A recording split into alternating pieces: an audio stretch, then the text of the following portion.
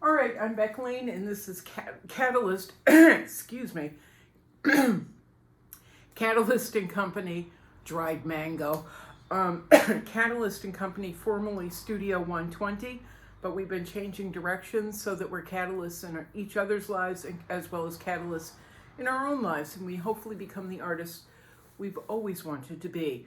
Behind me is a dual portrait of, or a two portrait piece of Anne-Marie Schwartzenbach and Erica Mann.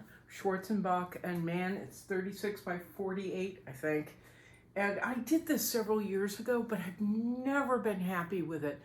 I've tried to photograph it so it looks better than it does, or looked better than it did.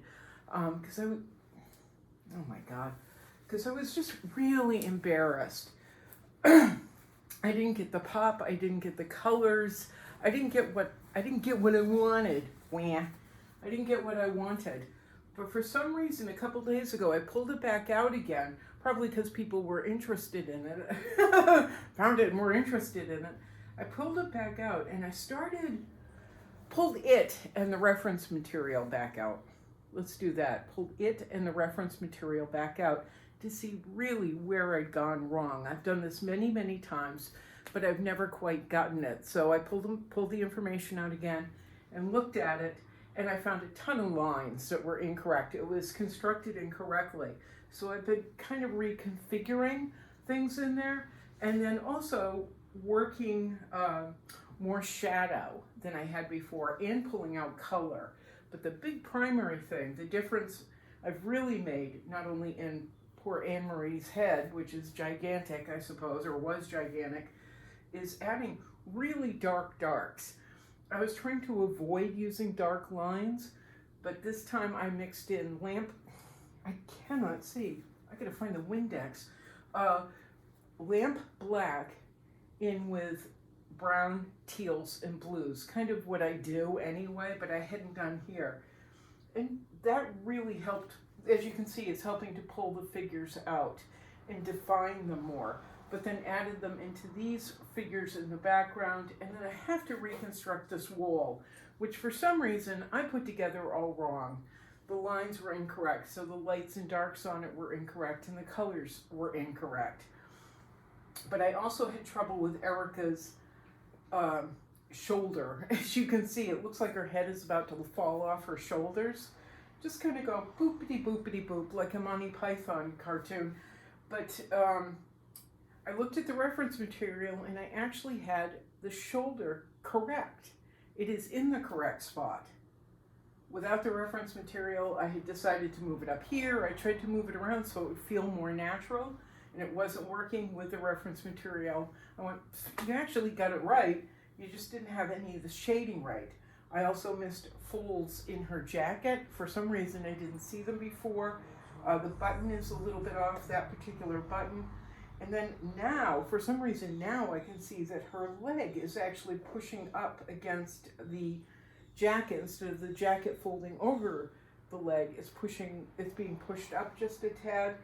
And her leg also comes over that blanket or whatever it is on her left-hand side. So there's a lot I'm reconfiguring in here, but I'm super happy with where it's going. So I wanted to show you. It was just taking a second look and taking the opportunity to make it into the painting I want it to be.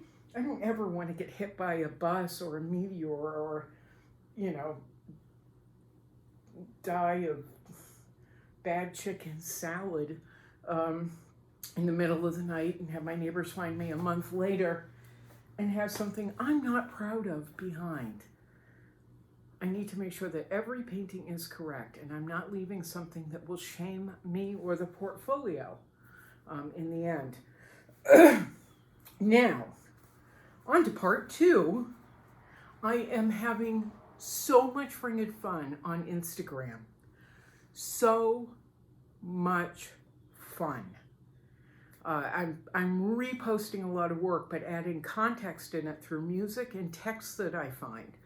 The text is usually pretty funny. I don't like the preachy text quite so much. The ones where, don't let people treat you like blah, blah, blah. I hate that stuff. I did put up a text this morning from Martin Luther King's speech, and it's this odd section. It follows a speech he gave about Rip Van Winkle and revolution that occurred while he was asleep for 20 years. And it's this just tiny 30-second spot in this speech, and I love it so much. And so I'm using that to help illustrate the painting Queen, which was appropriate. I looked for music, but one I had posted her before, and one piece was just a little too, I don't know, dancey. I'm not sure what to call it. So I've redone, I'm keeping that up, but I've redone another one for Queen. And I'm not going to take them down. I really want you to think about doing Instagram Reels and not taking them down if you make if it's okay. Because that particular video, the first one with the music in it, has somewhere, I've forgotten how many views, whether it's hundreds or thousands of views. The one I put up this morning is just gaining traction. And then I've put up more, sorry, my neighbor's sister and brother-in-law stopped it, are out there. But I'm putting up more. I've put up about, sorry, I'm distracted. I'm just totally distracted. But I put up about 30 videos. Some are really funny. I found the worst recording of Thank Heaven for Little Girls. I was hoping it was a little bit more off tune than it is, but Thank Heaven for Little Girls. I found Tiny Tim, Tiptoe Through the Tulips, which I paired with my Alice Neal portrait. I'm finding really funny stuff, just bizarre stuff, but then I'm also using things that are popular. And that's a key to using Instagram Reels, is finding things that are popular. You download on that audio, or you download that audio, and then that audience for that particular audio will see it. It will feed into their feeds, their news feeds or reel feeds. I'm mentioning this a lot lately because in the past few days, I've gone from maybe 30 or 5 or 30 or 50 people seeing them to I have now had well over 14,000 views in the past few days. 14,000 views in just a few days on different videos. One of them, I think it's the one of Chimmy, my neighbor's cat, actually has about 4,000 views. So Chimmy's more popular than me, but I don't care. He can have the popularity. He's cute. He's a kitten. He's like 9 months old and adorable. But in the end, I'm doing this just to help me. Last week, I didn't know how to do these. A friend of mine showed me how, and within under a week, I have 30 reels up. I originally uploaded about 20, and now I'm doing 3 a day, I think, or something like that. Math, who knows? But this morning I put up 3 more. I have a few more. I've constantly got ideas and pictures. I'm rephotographing a lot of work using my phone camera, my camera phone. Hi, I'm 90. My phone camera, my camera phone, my little camera phone thing, otherwise known as a phone now. But I'm rephotographing them, editing them just a tiny bit, and then adding them, and it's going like this. But I have so much work that I can go on Facebook, do a screenshot of whatever I want, do screenshots, edit those, cut them down, add them into videos. I know it sounds daunting, and it seems like something you might not be able to do, but honest to God, it gets so much easier. The first 3 reels I did were pretty rough. I didn't understand how certain things worked in Instagram. But there's a lot on YouTube about how to use Instagram Reels or how to make Instagram Reels. So it's out there for you. The information is there. We just have to seek it out. Now I'm teaching other friends how to do it. My friend Brenda Waddy.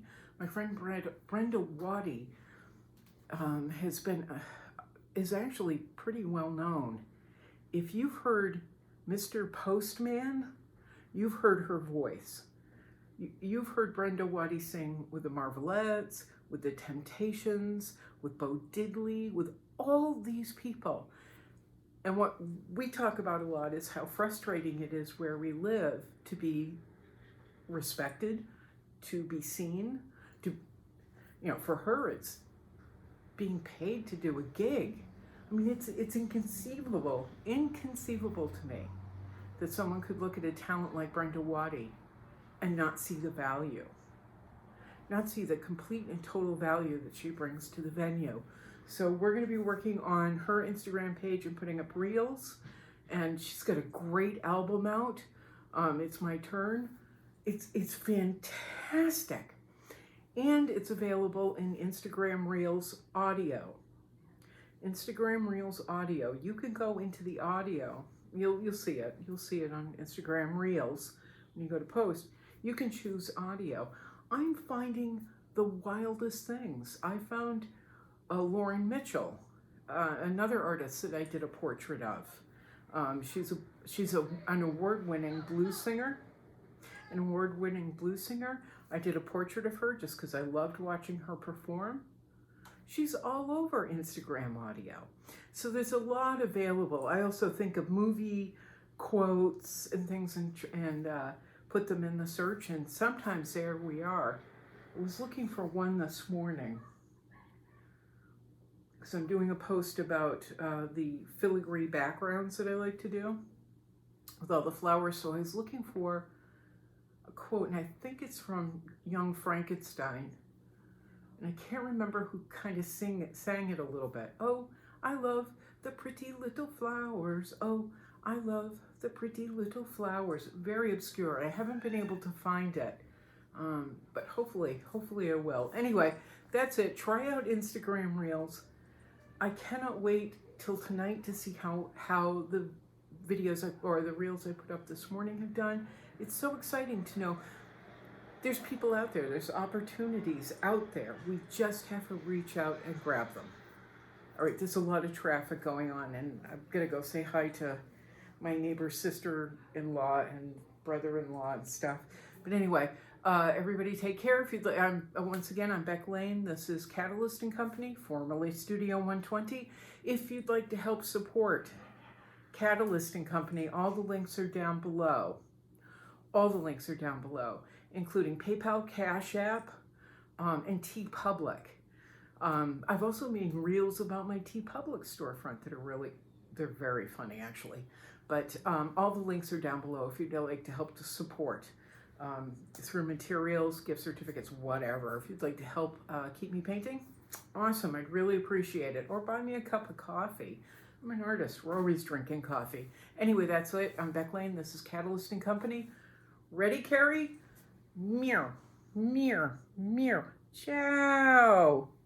Boink.